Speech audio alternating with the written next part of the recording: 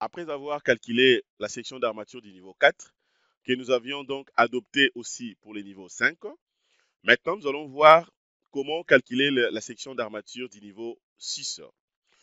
Les amis, c'est qu'il faut retenir que le principe reste justement donc le même, mais seulement il faudrait comprendre ce qu'on appelle dans la procédure d'uniformisation. La procédure d'uniformisation, c'est celle qui va justement vous aider aussi de pouvoir comprendre comment calculer les armatures d'un niveau et puis d'adopter ça pour d'autres types de niveaux. Je prends un exemple simple. Le bâtiment que nous sommes en train d'étudier, c'est un bâtiment R+10. Donc, c'est un bâtiment à 11 niveaux. Hier, on avait calculé d'abord la section d'armature du niveau 1 et la même section a été adoptée pour le niveau 2 ainsi que le niveau 3. Alors, vous allez comprendre que d'autant plus qu'on avait déjà adopté ça pour presque, je dirais, 2 niveaux, donc au total, ça faisait 3 niveaux. On était resté presque quasiment avec 8 niveaux. Et aujourd'hui, déjà, nous avons calculé la section d'armature du niveau donc 4. C'est la même section que nous avons uniformisée au niveau 5. Alors, si je vais déduire les 3 premiers niveaux d'hier, ensuite que les 2 niveaux que nous venons de rajouter aujourd'hui, c'est pour dire que là, nous venons déjà de combler en fait les armatures dans les 5 premiers niveaux. Il nous reste en réalité 6 autres niveaux, puisque au total, nous avons 11 niveaux. Si vous prenez 5 plus 6, ça fait donc 11. Donc, ce qu'il faut comprendre, pourquoi cette procédure? C'est justement pour simplifier en fait l'exécution, pour faciliter de manière à ce que la construction soit beaucoup plus sympa, mais aussi pour raison d'uniformisation. Vous voyez? Donc, c'est vraiment seulement pour ça. Maintenant, nous allons voir ensemble avec moi comment vous serez à mesure cette fois-ci de calculer également les armatures, la section d'armature, ou trouver directement les armatures si vous voulez, bien sûr du niveau 4. Mes amis, je reviens encore une fois de plus sur ça. Abonnez-vous massivement sur nos chaînes YouTube, Jinkunga Tutoriel ainsi qu'Académie de logiciels d'ingénieurs. Abonnez-vous massivement en tout cas. Likez nos vidéos ainsi que partagez. Alors, je pourrais également vous rappeler, les amis, ça c'est un élément très avantageux pour nous. Le constat est que je suis suivi par plusieurs personnes, mais la majorité, généralement, ne veulent pas liker nos vidéos. Je vous prie sincèrement de liker chaque vidéo que je suis en train de poster, puisque au fur et à mesure que vous likez, eh bien, l'algorithme de YouTube va donc prendre notre vidéo en sécurité pour ne pas que ça soit peut-être signalé auprès de personnes mal intentionnées. Et donc, c'est vraiment important aussi de liker. Mes amis, je pense que cela est dit. Nous allons passer directement à ce qui est important, justement après ce générique.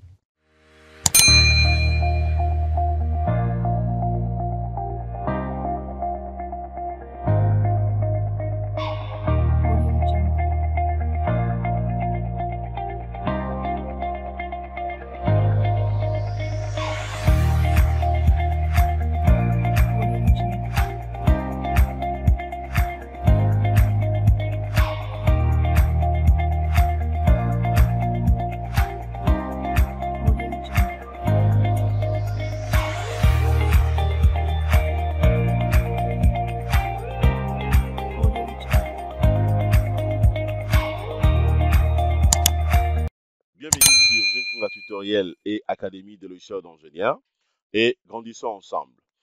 Les amis, comme je l'ai dit au début de mon introduction, nous allons donc calculer cette fois-ci la section d'armature des poteaux. Bien sûr, c'est la section longitudinale des poteaux du niveau 6. Alors, la même procédure, les amis, qu'est-ce que je suis obligé de faire ici? Je vais commencer encore une fois de plus par d'abord la section.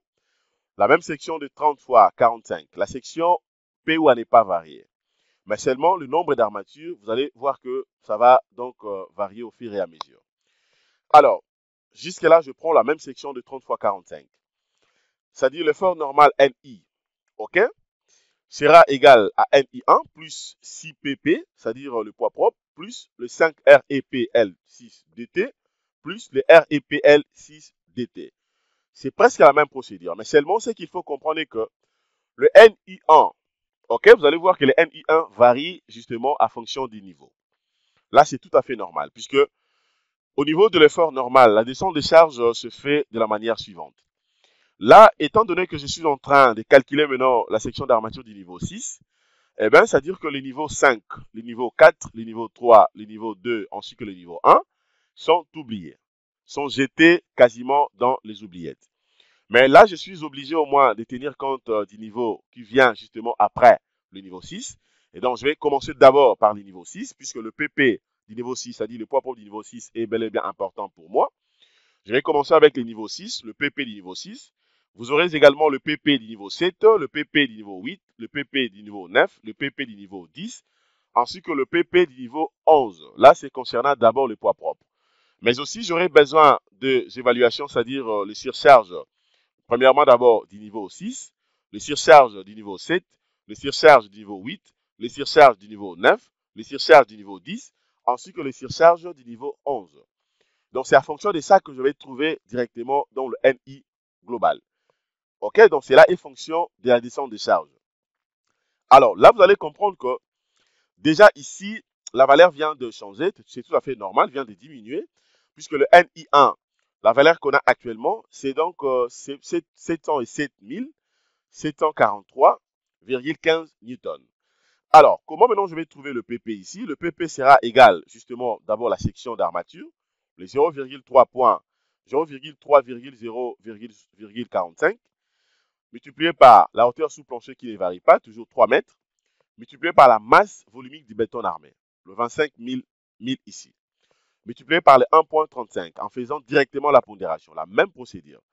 En calculant rapidement, je vais trouver, je peux le faire ensemble avec vous, puisque je trouve important d'utiliser ma calculatrice scientifique seulement pour les équations un peu complexes. Donc, j'aurai 0,3 que je vais multiplier par 0,45, multiplié par la hauteur sous plancher 3, multiplié par le 25 000. OK? Et puis multiplié par le 1,35. 1,35, c'est très important à ne pas oublier ça. Voilà, je trouve la valeur de 13 668,75, donc 75 newtons. Alors, le REPL 6DH déjà est connu, la valeur E de 159 606,04 newtons, la valeur ne varie pas. La valeur de REP L6DT aussi connue, 161 822,37 newtons. Et bien là, maintenant, je vais trouver directement le NI global. Donc, j'aurai donc le 707 743,15 plus 6 multiplié par 13 668,75 plus 5 multiplié par 159 606,04 plus 161 822,37.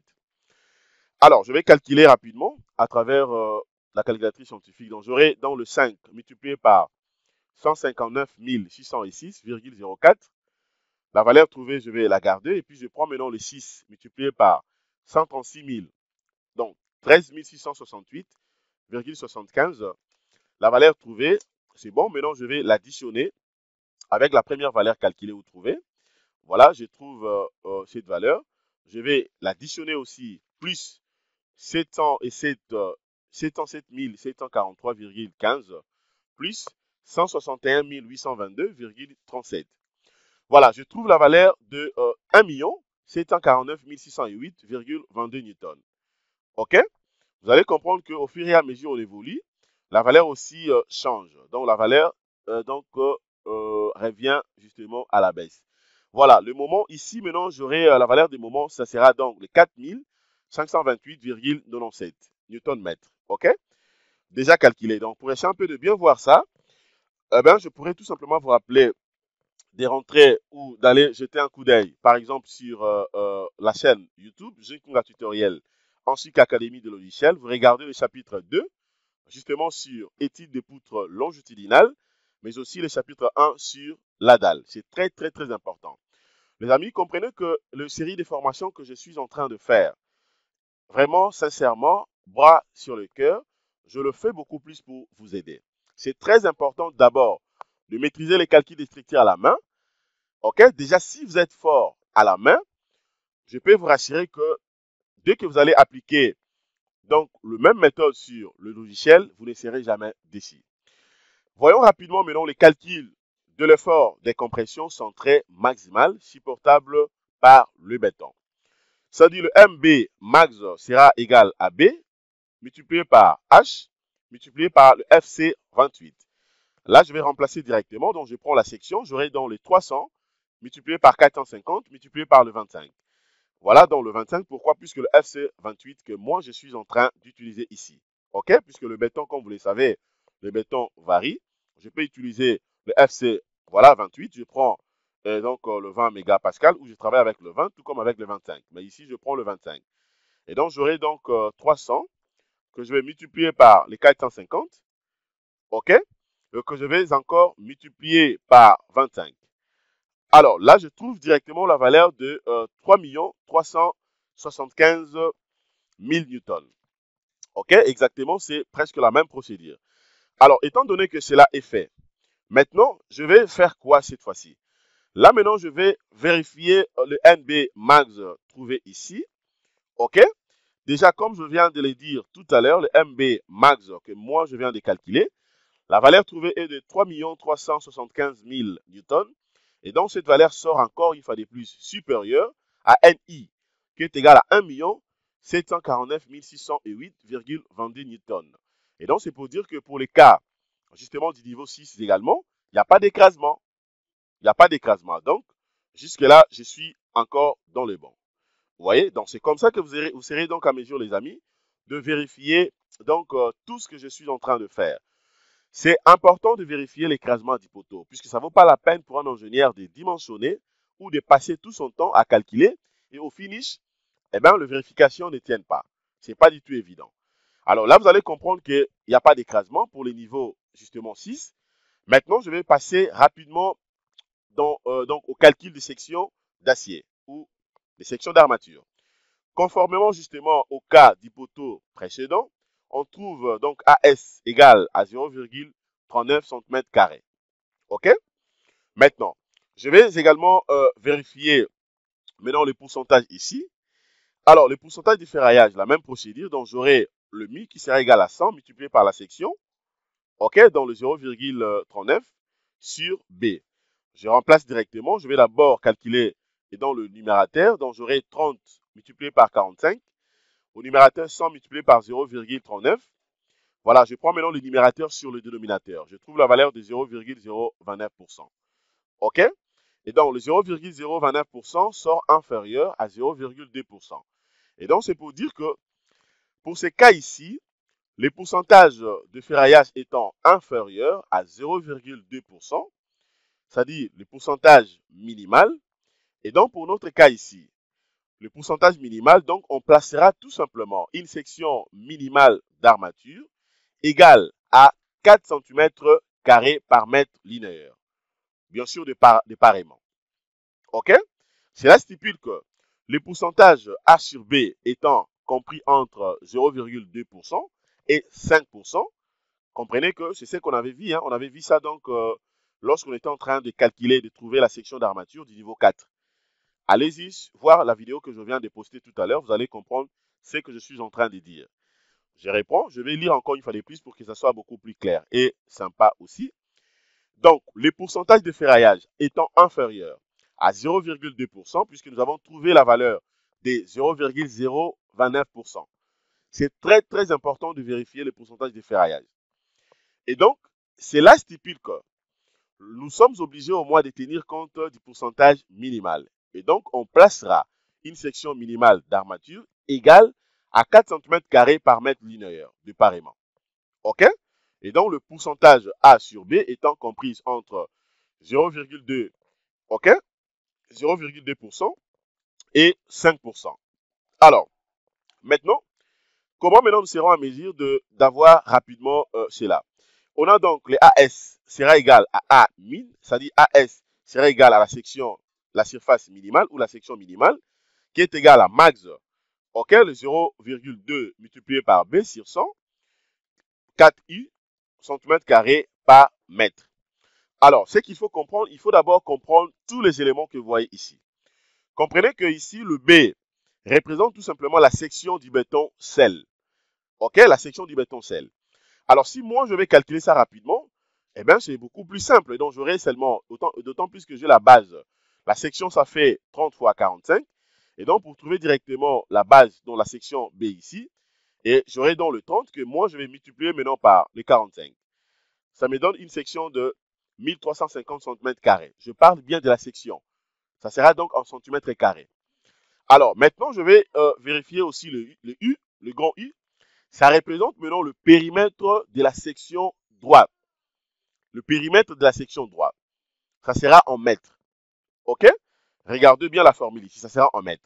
Alors, comment maintenant, moi, je serai à mesure de calculer directement et le périmètre en question, mais ça sera donc en carré. Donc, il faut mettre ça en carré. Il faut lever ça au carré.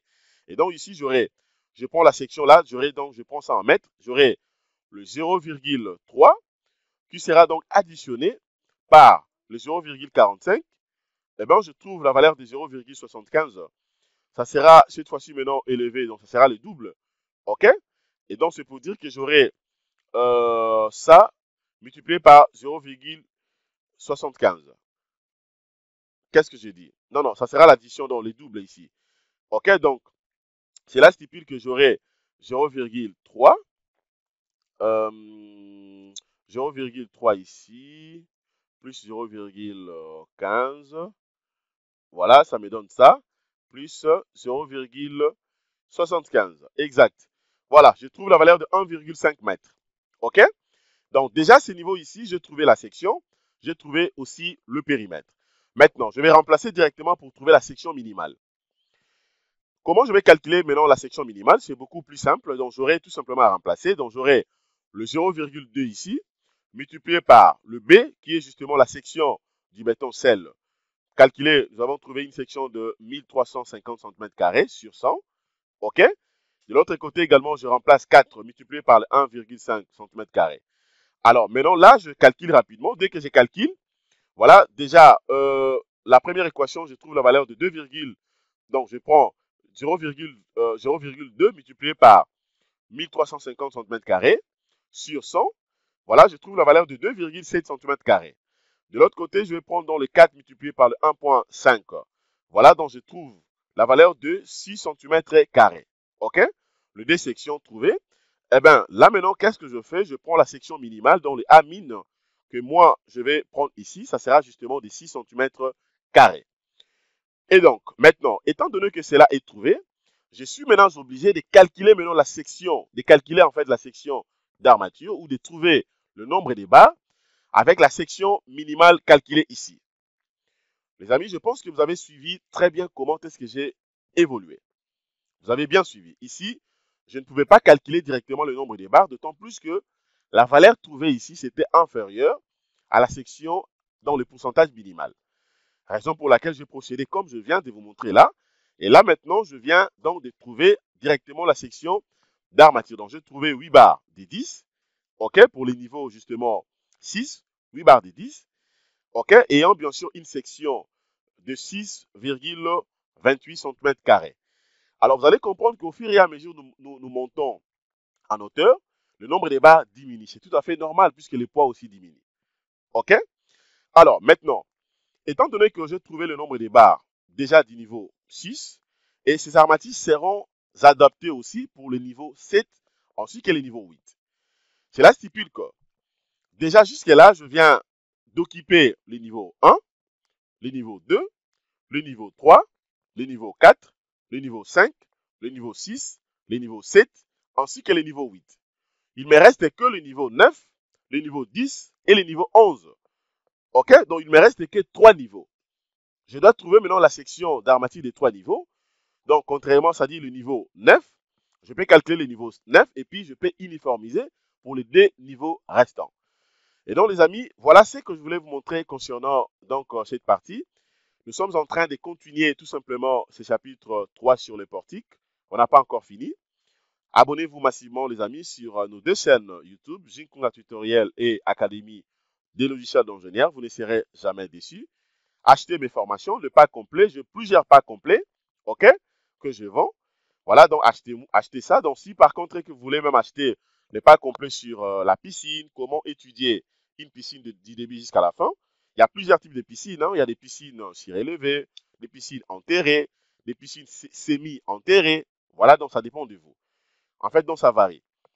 Achetez ce genre de pack. Comme ça, je peux vous le vendre facilement à un prix très, très abordable. Nous allons travailler ensemble avec vous. Soit on calcule ça à la main, ou à travers de logiciels. Merci de votre disponibilité les amis et bon dimanche à vous. Excellente journée. Au revoir.